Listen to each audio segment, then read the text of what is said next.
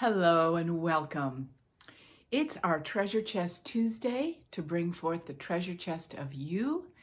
This is Susan Taylor Shire of Soul Mastery. And today we want to talk about listening for the celebration. Listening for the celebration. Now that starts with listening for the silence. Listening for the silence. We can have all sorts of things going on in our mind and in our bodies, our emotions, all sorts of things. And when we talk about meditation, we're talking about coming into the stillness, the silence first, don't we? But I want to take it another step for your health and well-being, your sense of bringing in light. So let's talk about this word celebration. It was about 10 days ago that we had an election in the United States, and there was a buoyant jubilance of celebration around the world. That there was this newness of light coming in, not just hope, but reality of light coming in where it had not been so hopeful before. There had been a lot to traverse. Now, the celebration is what I want to focus on. How fabulous it was that people were singing and dancing in the streets and loving being together in a celebration of light. Actually, that's how we need to see these things. That's a celebration of light and the unified field with others in the same place. You could say just in the same plane of existence with you. It's a beautiful feeling.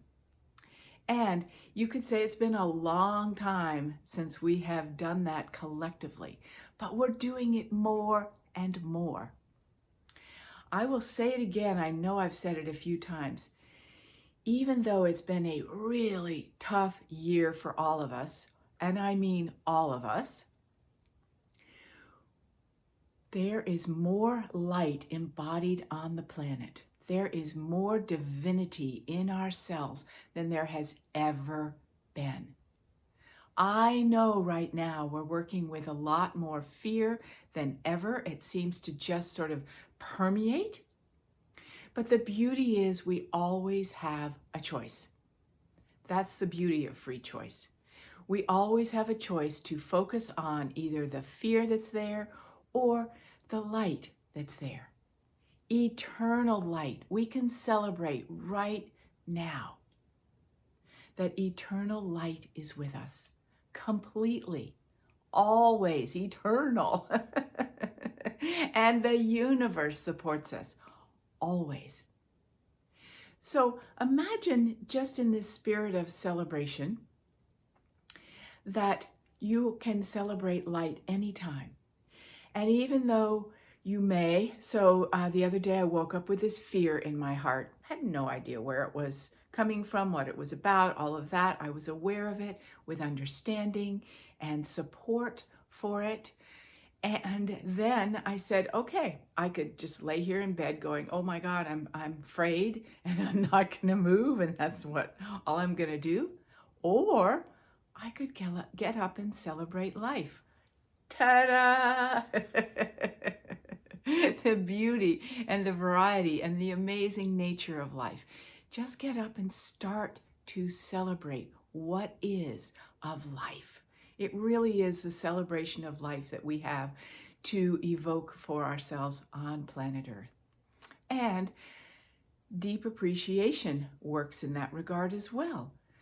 And you can always start with deep appreciation for your guidance being with you. You may not feel it, you may not be getting the messages you want, but it's there. So there are so many ways to celebrate. Even when it feels like, and it still feels like, there's this sort of heavy blanket of fear and uncertainty all around us. Now, this is a year of sovereignty, right? We've been developing our sovereignty. Who am I as a unique individual, and how can I honor and celebrate the light that I am, the gifts that I have to bring, even in the midst of a sense of an oppressive feeling. Now, I'm not going to go into where that oppressive feeling came from. It did not get created from a group of people outside of us. I said I wasn't going into it, but I'm going to say a little bit. But imagine that this cloud, this blanket of oppression has been around for eons, and we're just now aware of it because we're breaking through that so-called glass ceiling, that oppressive ceiling. We will not be oppressed anymore. So blaming that oppressive feeling on others or a situation or a state is not going to get us anywhere. It's been around forever, and we created it collectively. For another lecture. Okay, we won't go any farther. We just can't do that anymore. Blame things on anything, even darkness, so-called darkness. Okay, so back to celebration. We can celebrate the fact that light is emerging so much that this oppressive fear, all of that can't exist anymore. Now, going back to sovereignty, recognize that there are a lot of people, and it's very confusing to us sometimes right now, a lot of people who are refusing to step into their sovereignty. They're much more comfortable following somebody or following some thread of thought that they can hold on to. Some call it conspiracy theories, religions, whatever it is, strong belief systems that they can hold on to that belong to a collective so that they don't have to touch into their own sovereignty. That's not going to work for a whole lot longer because sovereignty is what's going on and what we're celebrating right now throughout this whole year. And astrologers can tell you all about it. And it's going to be more and more clear in that regard.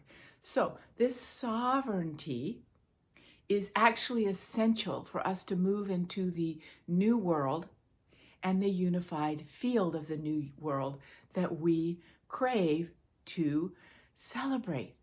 We loved the unified field on election day.